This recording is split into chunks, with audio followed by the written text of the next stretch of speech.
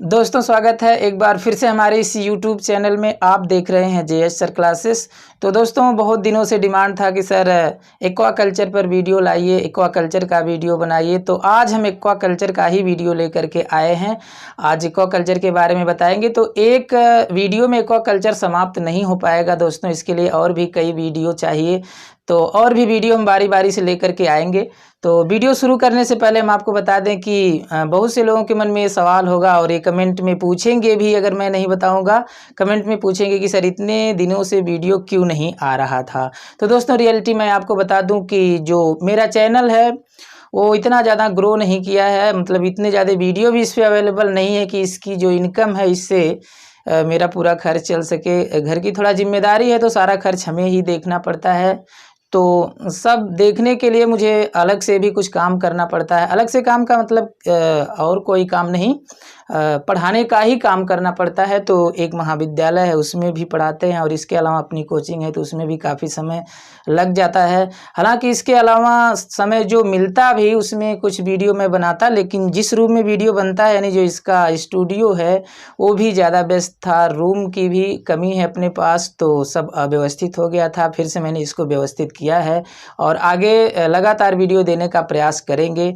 और आपके कमेंट ही ऐसे हुआ करते थे, आते हैं आप कमेंट ऐसे करते हैं कि सब व्यवस्थित ही करना पड़ेगा, व्यवस्थित हो भी गया है। और जो लोग भी कमेंट करके मेरा साहस बढ़ाने का काम किए हैं और एक बल दिए हैं उनके लिए उनको बहुत बहुत धन्यवाद दिल से। तो चलिए दोस्तों हम आगे वीडियो शुरू करते हैं। सबसे पहले हम जानेंगे कि एक्वा कल्चर है क्या। एक्वा कल्चर के अंदर आपको विस्तार से क्या पढ़ना हो तो हम अभी आगे बता रहे हैं। सबसे पहले आपको जान लेना ये जरूरी है कि एक्वा कल्चर होता क्या है। अगर कहीं एक नंबर में पूछ दिया गया या एक लाइन में आपको बताना है एक्वा कल्चर क्या है तो उसके लिए आप क्या जवाब देंगे, और जवाब देना हो या न देना हो, अगर आप एक्वा कल्चर पढ़ रहे हैं तो इसकी इतनी जानकारी होना अति आवश्यक है। तो अगर एक लाइन में पूछा जाए कि एक्वा कल्चर क्या है तो उसके लिए आप क्या जवाब देंगे। चलिए देखिए यहाँ पर लिखा गया है, बहुत ही आसान शब्दों को, आसान सेंटेंस को मैंने सेलेक्ट किया है।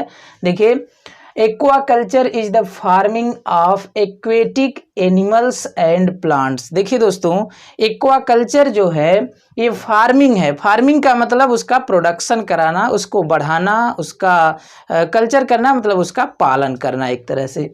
तो aqua culture is the farming of aquatic animals and plants. अब दोस्तों ये भ्रम न रहे कि एक्वा कल्चर के अंदर सिर्फ एनिमल का ही कल्चर किया जाता है, बल्कि प्लांट का भी कल्चर किया जाता है, यानी प्लांट को भी ग्रो कराया जाता है। बस इतना ही है कि एक्वेटिक होना चाहिए, जल के अंदर होना चाहिए।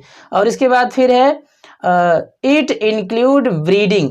अब इसके अंदर क्या क्या इंक्लूड किया जाता है, कल्चर के अंदर क्या क्या इंक्लूड किया जाता है, तो देखिए इट इंक्लूड ब्रीडिंग। देखिए इसके अंदर ब्रीडिंग भी इंक्लूड किया जाता है। ब्रीडिंग का मतलब रिप्रोडक्शन से ब्रीडिंग करवाना, यानी कि अच्छी वैरायटी के उत्पादन के लिए जो ब्रीडिंग करवाया जाता है सेलेक्टेड वैरायटी का, तो ये चीज़ है। तो ब्रीडिंग है इसके अंदर। रेजिंग, रेजिंग का मतलब इसमें इंक्रीज कराना, इसकी संख्या बढ़ाना। हार्वेस्टिंग का मतलब जब कोई भी कल्चर आप कर रहे हैं उसका जो प्रोडक्ट तैयार हो जाता है तो उसको आप हार्वेस्ट कर लेते हैं। हिंदी में इसे कहें तो कटाई करना होता है। अब जैसे मछली की केस में हुआ या झींगा की केस में हुआ तो कटाई तो नहीं किया जाता है, उसमें फिशिंग किया जाता है, यानी मछली को पकड़ लिया जाता है। तो ये मछली का पकड़ना ही या झींगा यानी कि प्राण का पकड़ना क्या है, हार्वेस्टिंग है, यानी इसको हार्वेस्ट कर लेना, कटाई कर लेना। अब इसके बाद देखिए है in all type of water environment in controlled condition. तो देखिए दोस्तों एक्वा कल्चर का मतलब क्या है, यहाँ पर कई शब्दों में बताया गया है। देखिए ब्रीडिंग है इसके अंदर, रेजिंग है यानी कि इसको ग्रो कराना, और इसके बाद फिर क्या है हार्वेस्टिंग यानी उसको कलेक्ट कर लेना। In all type of water environment यानी सभी प्रकार के वाटर इन्वायरमेंट में जो कल्चर किया जाता है उसकी बात की जा रही है। इन कंट्रोल्ड कंडीशन, याद रहे ये भी शब्द इम्पॉर्टेंट है, बताना जरूरी है। कंट्रोल्ड कंडीशन यानी कि अगर कोई मानव के कंट्रोल में कोई वाटर इन्वायरमेंट नहीं है, कोई वाटर बॉडी है मानव के कंट्रोल में नहीं है, तो वह किसी भी प्रकार का कोई कल्चर नहीं है। ये जरूरी है कहना कि कंट्रोल्ड इन्वायरमेंट यानी कंट्रोल्ड कंडीशन में हो। इसके बाद फिर आपको बता देना है aquaculture also known as aqua farming. देखिए एक्वा कल्चर को एक्वा फार्मिंग भी कहा जाता है, बात वही है। फिर यहाँ से देखिए it is the farming of. अब इसके बाद देखिए फार्मिंग किसका किसका किया जाता है, नाम भी लिख दिया गया है। तो देखिए फिश यानी कि मछली का, और इसके अलावा क्रस्टेशियंस, क्रस्टेशियन का मतलब जो आर्थ्रोपोडा फाइलम में क्लास है क्रस्टेशियन, उसके अंदर आने वाले प्राणी, जैसे अभी क्या नाम है झींगा ही है यानी कि प्राण। इसके अलावा मोलस्का फाइलम के कुछ एनिमल को, कुछ प्राणियों का कल्चर किया जाता है। एक्वेटिक प्लांट, जल में पाए जाने वाले पौधों का भी कल्चर किया जाता है। इसके अलावा एल्गी यानी कि शैवाल का कल्चर। इसके अलावा जो है अदर ऑर्गेनिज्म यानी कि एल्गी के अलावा भी कुछ ऐसे प्राणी होते हैं, जिन प्राणियों का मैंने नाम लिया है इनके अलावा भी कुछ प्राणी पाए जाते हैं जिनका कल्चर किया जाता है। तो दोस्तों सामान्य रूप से आप समझ गए होंगे कि एक्वा कल्चर है क्या। अगर किसी को ये भ्रम है कि एक्वा कल्चर के अंदर सिर्फ जंतु का ही कल्चर किया जाता है तो गलत है। एक्वा कल्चर के अंदर चाहे कोई भी प्राणी हो, अगर उसका कल्चर किया जा रहा है, चाहे वो जंतु हो या पौधा हो, तो एक्वा कल्चर ही कहा जाएगा, चाहे कोई भी प्राणी हो। बस शर्त यह है कि वो जो वाटर बॉडी है वो मानव के कंट्रोल में हो और उसमें कल्चर किया जा रहा हो। तो सामान्य रूप से आपने समझ लिया कि एक्वा कल्चर क्या है। तो हमें खास रूप से किसी खास प्राणी के बारे में पढ़ना पड़ेगा एक्वा कल्चर में, और वो आपके सिलेबस में जो दिया गया है, बार बार क्वेश्चन इससे उठाए गए हैं, वो है प्राण कल्चर यानी पहली मान का कल्चर, प्राण का कल्चर। तो खास रूप से हम इसी के बारे में आगे बताएंगे। और भी इसके अलावा कुछ जैसे पर्ल कल्चर, मोती का कल्चर किया जाता है, तो उसको भी हम आगे बताएंगे। अभी हम खासकर प्राण कल्चर के ही बारे में पढ़ेंगे। तो दोस्तों किसी भी प्राणी का कल्चर करने से पहले उसके बारे में आपको सामान्य जानकारी होना चाहिए कि वो किस फाइलम का है और उसका हैबिट एंड हैबिटेट क्या है, जनरल कैरेक्टर क्या है। क्योंकि अगर उसके बारे में आप जानते ही नहीं रहेंगे तो उसका कल्चर कैसे कर सकते हैं। तो सबसे पहले हम आपको प्राण के बारे में थोड़ा सा जनरल बातें बताएंगे, और नियम भी है यही पढ़ने का। आगे खास रूप से हम कल्चर के बारे में स्टडी करेंगे। तो चलिए इसके बारे में जनरल इन्फॉर्मेशन हम कलेक्ट कर लेते हैं। सबसे पहले एग्जाम में ये हेडिंग डाल दीजिएगा सिस्टमेटिक पोजीशन। अगर प्राण कल्चर एग्जाम में पूछेगा तो कल्चर के बारे में थोड़ा सा दिखाने के बाद आप प्राण कल्चर हेडिंग डालेंगे, जिसको हिंदी में झींगा पालन कहते हैं, और इसमें आप हेडिंग डालेंगे सिस्टमेटिक पोजीशन। क्या है सिस्टमेटिक पोजीशन, इसका देख लीजिए। फाइलम आर्थ्रोपोडा है, यानी कि जो झींगा है वो फाइलम आर्थ्रोपोडा का है। अगर आप ये जानते हो कि झींगा एक मछली है तो बात सही है, लेकिन ये कार्डेट के अंतर्गत नहीं आता है, यानी फिश वाले क्लास महावर्ग जो क्या नाम है उसका सुपर क्लास है उसमें नहीं है। यह फाइलम आर्थ्रोपोडा का जंतु है, यानी कि एक प्रकार का आप इसे इंसेक्ट कह सकते हैं, लेकिन एज ए मछली इसको जाना जाता है। और ये फाइलम आर्थ्रोपोडा का आप समझ गए। क्लास इसका क्रस्टेशिया है, जैसा कि आपने अभी यहाँ पर देखिए एक शब्द आया था क्रस्टेशिया, देखिए यहाँ क्रस्टेशियंस, तो क्रस्टेशियन का भी पालन करते हैं एक्वा कल्चर के अंतर्गत। तो क्लास इसका क्या हो गया, क्रस्टेशिया। इसके बाद देखिए दोस्तों इसका जो सब क्लास है वो है मलैकोस्ट्रेका, मलैकोस्ट्रेका इसका सब क्लास है। और इसके बाद देखिए इसका जो आर्डर है वो डिकैपोडा है, और जीनस जो है वो पहली मान है। स्पीसीज के बारे में हम विस्तार से एक वीडियो बनाएंगे, तो उसमें बताएंगे इसकी कौन कौन सी स्पीसीज है, कितनी लंबी होती है, और किसका कल्चर करना आसान होता है, ज़्यादा फायदेमंद होता है। स्पीसीज के बारे में हम अलग से डिटेल में बताएंगे। इसके बाद दोस्तों आपको हेडिंग डाल देना रहेगा जनरल कैरेक्टर, यानी कि जो पहली मान है उसका जनरल कैरेक्टर क्या है, इसके बारे में जानकारी रखना आवश्यक है। तो कुछ सामान जो इसके जनरल कैरेक्टर है, इंपॉर्टेंट है, वो मैंने यहाँ पर सेलेक्ट किया है, और यही बात आप एग्जाम में मेंशन करिएगा, फालतू का लिखने की आवश्यकता नहीं है। चलिए देखिए क्या है जनरल कैरेक्टर। तो फर्स्ट जनरल कैरेक्टर है जनरली प्रांस आर मैरिन। सामान्यतः जो प्राण होते हैं दोस्तों, यानी पहली मान का मतलब झींगा जिसे आप जानते हैं, तो जनरली ये प्राण जो होते हैं वो मैरीन वाटर में ही, अधिकांशतः प्रजातियां इनकी मैरीन वाटर में ही पाई जाती है, लेकिन इसके अलावा कुछ फ्रेश वाटर के भी होते हैं। यहाँ पर मैंने लिखा है जनरली मैरीन फ्रेश यानी कि फ्रेश वाटर में भी पाए जाते हैं। और इसके अलावा एस्चुरीन एनिमल, ये क्या है, एस्चुरीन एनिमल भी है। एस्चुरीन का मतलब दोस्तों जहाँ पर नदी और सागर एक साथ आकर के मिलते हैं उस पोजीशन को एस्चुरीन बोलते हैं। तो आप समझ गए होंगे कि ये जो है मैरीन वाटर में यानी कि समुद्री जल में भी पाया जाता है, फ्रेश वाटर में यानी कि जो नदियों का जल है, झील का जल है या फिर इसके अलावा तालाब का पानी है, इसमें भी पाया जाता है। और एस्चुरी तो मैंने बता ही दिया है कि जहाँ पर नदी और सागर एक साथ आकर के मिलते हैं, सागर तो आता नहीं, नदियाँ जाकर के जहाँ पर मिलती हैं सागर में उस पोजीशन को एस्चुरीन कहते हैं। तो वहाँ पर भी झींगा की स्पीशीज पाई जाती है। तो आपने समझ लिया कि कहाँ पाए जाते हैं। एक्वेटिक है तो पहले भी आप जान गए थे। The body divided into 2 part, जो पहली मान है उसकी बॉडी 2 पार्ट में बटी होती है, सिफेलोथोरैक्स एंड एब्डोमेन। सिफेलोथोरैक्स और एब्डोमेन क्या है, अभी मैं इसका फिगर बना करके इसके बारे में विस्तार से पूरा उसकी बॉडी का हर पार्ट के बारे में थोड़ा थोड़ा बताएंगे। आउटलाइन आप समझ लीजिए। सिफेलोथोरैक्स में 2 शब्द है, सिफेलिक इसमें 2 शब्द है, देखिए एक सिफेलो और एक थोरैक्स। सिफेलो का मतलब हेड रीजन यानी इसका जो हेड वाला पोर्शन, सर जिसे कहते हैं सिर, तो हेड वाला पोर्शन, और थोरैक्स का मतलब चेस्ट यानी कि छाती वाला पोर्शन। ये दोनों पोर्शन जो है एक में फ्यूज रहते हैं, इस वजह से इनको एक ही साथ सिफेलोथोरैक्स कह दिया जाता है।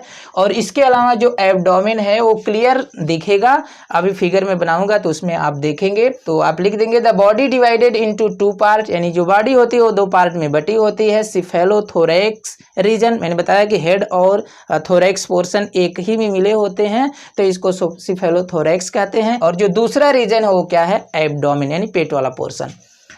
नेक्स्ट कैरेक्टर में आप लिख देंगे the body covered by exoskeleton made up of cuticle. इसकी जो बॉडी होती है वो एक्सोस्केलेटन से कवर होती है। एक्सोस्केलेटन का मतलब बाह्य कंकाल से ढकी होती है और वह बाह्य कंकाल सामान्यतः क्यूटिकल के बने होते हैं। इसके अलावा देखिए एलिमेंट्री कैनाल इज कंप्लीट, यानी जो इसकी एलिमेंट्री कैनाल होती है, आहार नाल, वह पूरी तरह से कंप्लीट होती है, यानी कि माउथ से ले करके एनस तक सभी पार्ट उपलब्ध होते हैं, इसकी एलिमेंट्री कैनाल में पाए जाते हैं।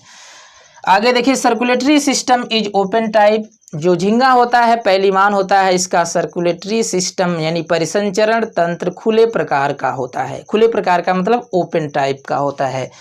आगे respiration is carried out by 3 pair epipodite and 8 pairs of gills. 3 pairs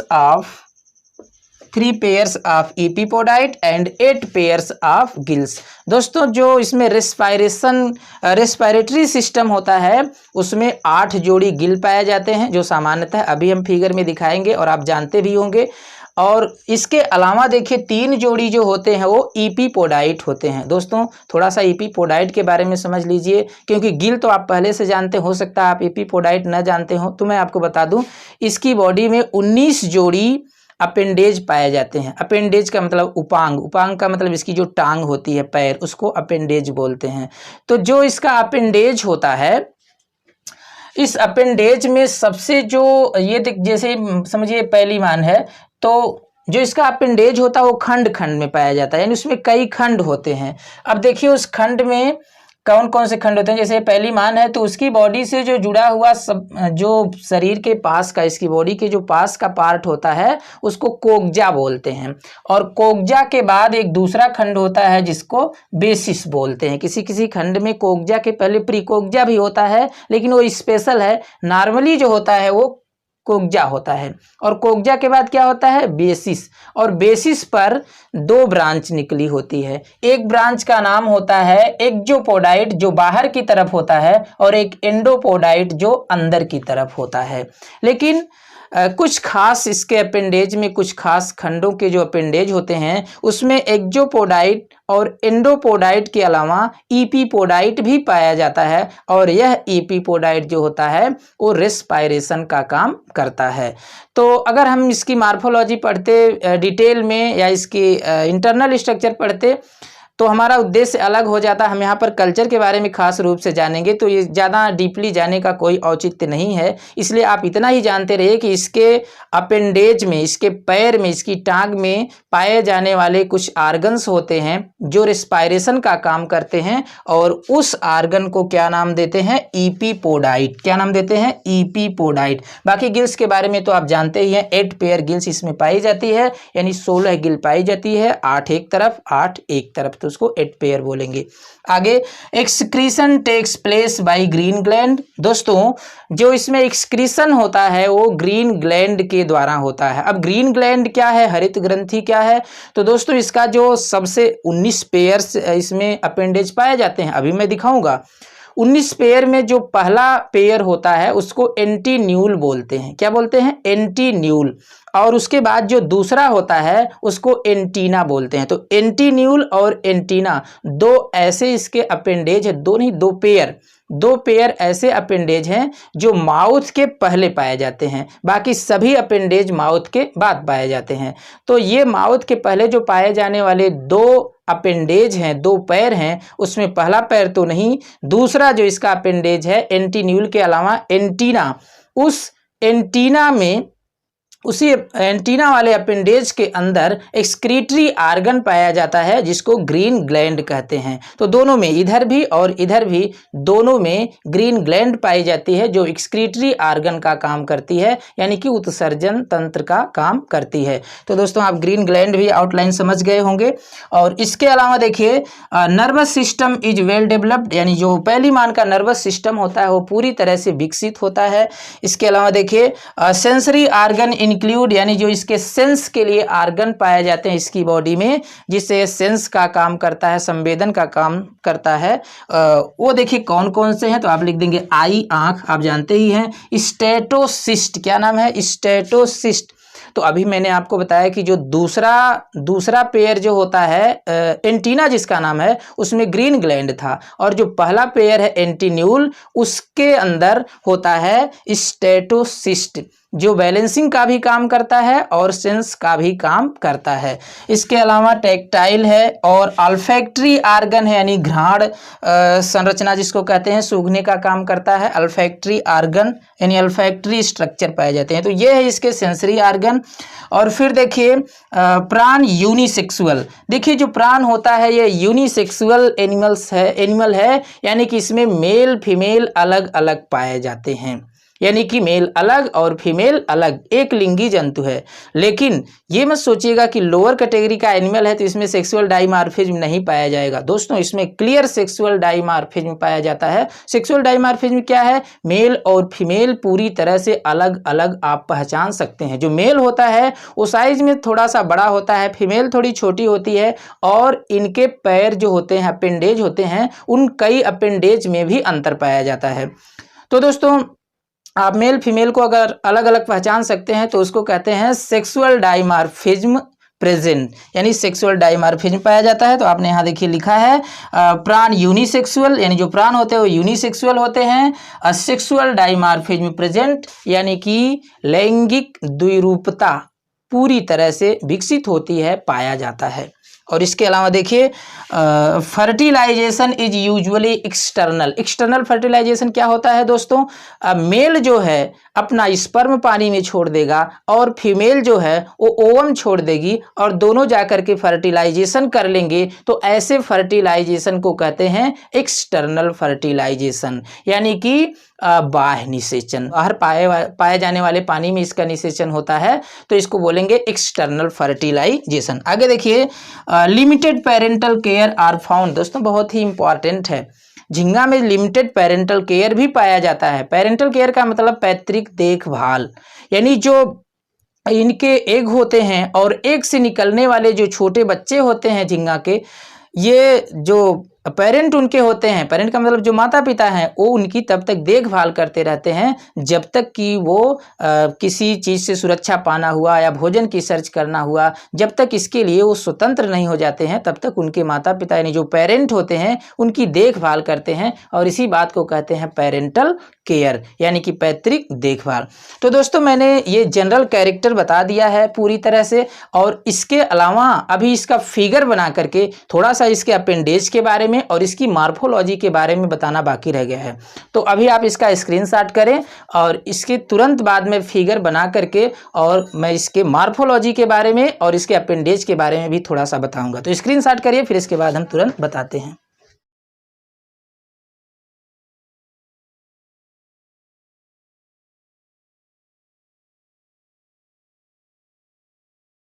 तो दोस्तों ये है पहली मान की स्ट्रक्चर।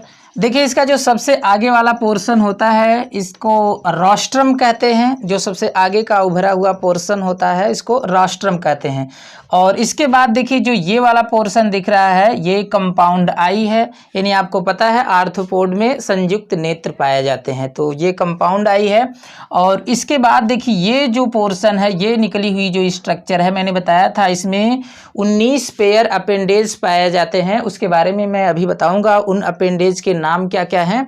पहले आप इसको फिगर में देख लीजिए। तो जो सबसे पहला अपेंडेज है इसको कहते हैं एंटीन्यूल। क्या कहते हैं? एंटीन्यूल। लेकिन इससे निकले हुए क्या पाए जाते हैं? फीलर्स पाए जाते हैं। देखिए ये शुरू में तो इससे 2 ही फीलर्स निकलते हैं, लेकिन बाद में जो ये वाला फीलर्स है ये जाकर के 2 शाखाओं में बट गया है, तो कुल मिलाकर के 3 फीलर्स हो गए। लेकिन ये 3 फीलर जो हैं यह एक ही तरफ पाए जाते हैं और 3 उधर भी पाए जाएंगे। तो इसके अलावा फिर देखिए यहाँ पर ये फिलर ऑफ एंटीना है, मैंने बताया था। जो दूसरा इसमें दूसरा जो अपेंडेज पाया जाता है उसको एंटीना बोलते हैं। और इसके बाद देखिए थर्ड मैग्जिलिपीड्स है, 2 और मैग्जिलिपीड्स पाए जाते हैं, फर्स्ट एंड सेकंड।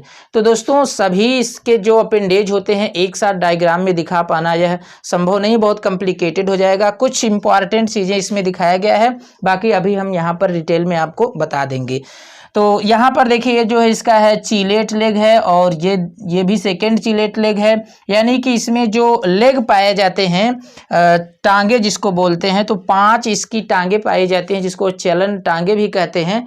और ये जो चलन टांगे होती हैं वो जो देखिए है ये 2 आगे के जो होते हैं ये चीलेट होते हैं, और पीछे के 3 जो होते हैं वो नॉन चीलेट होते हैं। देखिए फर्स्ट नॉन चीलेट लेग है, ये सेकेंड है और ये थर्ड है। यानी कि जो चीलेट लेग होते हैं उसमें देखिए चिमटे की तरह से ऐसे पकड़ने का एक सिस्टम बना हुआ है, और इसमें भी। लेकिन जो 3 है उसमें देखिए ऐसे पकड़ने का कोई सिस्टम नहीं बना हुआ है, तो इसको आप बोलेंगे नॉन चीलेट लेग। और जिसमें ये पकड़ने वाला सिस्टम बना हुआ है इसको बोलेंगे, चिमटे की तरह से होता है, इसको बोलेंगे चीलेट लेग।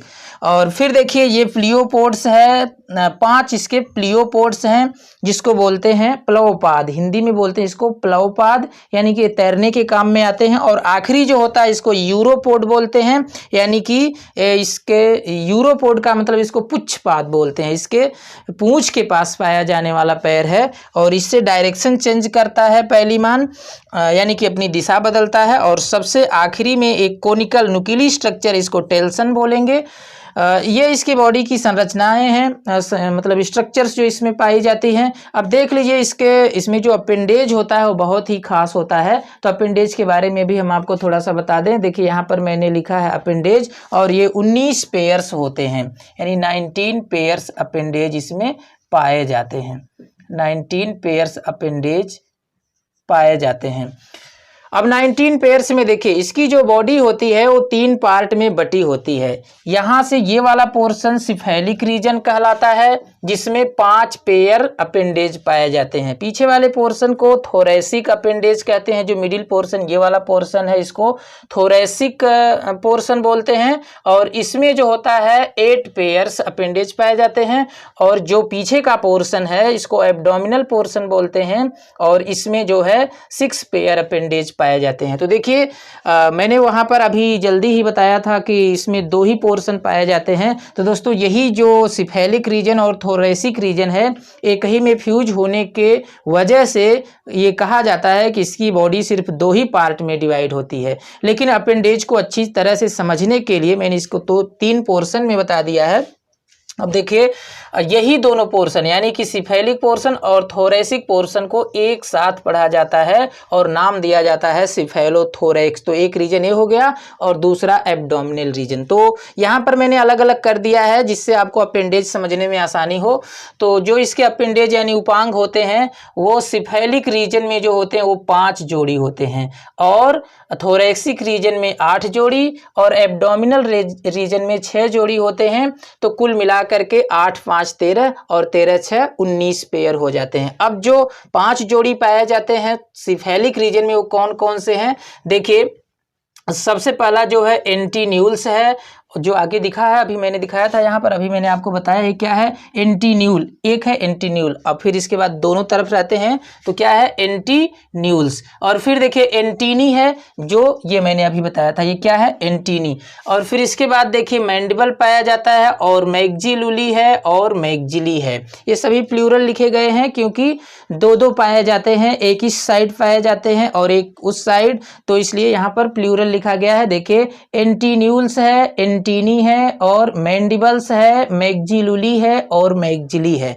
ये सिफेलिक अपेंडेज हैं। अब ये देखिए थोरैसिक अपेंडेज में जो है 8 पेयर्स होते हैं। तो यहाँ देखिए फर्स्ट मैग्जिलिपिड्स, सेकेंड मैग्जिलिपिड्स और थर्ड मैग्जिलिपिड्स, तो ये 3 हो गए और 5 पेयर्स वॉकिंग लेग पाए जाते हैं। मैंने अभी बताया था यहाँ 5 पेयर, 1 2 3 4 5 इधर और 5 उधर, तो 5 पेयर हो गए। अब 5 में 2 आगे के जो होते हैं वो चिलेट होते हैं, फर्स्ट चिलेट लेग और सेकेंड चिलेट लेग, और पीछे की 3 नॉन चिलेट होते हैं। तो 5 ये हो गए। बाकी फर्स्ट मैग्जिलिपिड, सेकेंड मैग्जिलिपिड, थर्ड मैग्जिलिपिड, तीन ये हो गए। तो 5 3 कितना हो गया 8। जबकि यहाँ पर एक ही मैग्जिलिपिड्स को दिखाया गया है थर्ड मैग्जिलिपिड्स, 2 और मैग्जिलिपिड्स होते हैं। तो 3 ये मैग्जिलिपिड्स और 5 वॉकिंग लेग, कुल कितने हो 8 हो गए। तो 5 3 8। और इसके बाद देखिए 6 बचे हुए हैं एब्डोमिनल अपेंडेज। इसमें देखिए लिखा है 5 पेयर्स प्लियोपोड्स। ये देखिए 5 जोड़ी क्या है प्लियोपोड्स, 1 2 3 4 5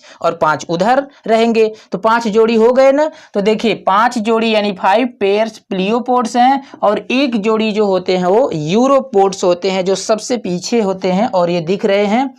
तो कुल मिलाकर के 6 ये हो गया। तो दोस्तों इस तरह से आउटलाइन आपने समझ लिया कि इसकी स्ट्रक्चर क्या होती है और इसकी बॉडी में कौन कौन से पार्ट पाए जाते हैं और कितने पोर्ट्स पाए जाते हैं, किस पोर्ट्स की कहाँ पर पोजीशन है, सभी के बारे में मैंने आउटलाइन बता दिया है। दोस्तों इसके बाद हम खासकर प्राण कल्चर से रिलेटेड एक वीडियो लेकर के आ रहे हैं इसके बाद।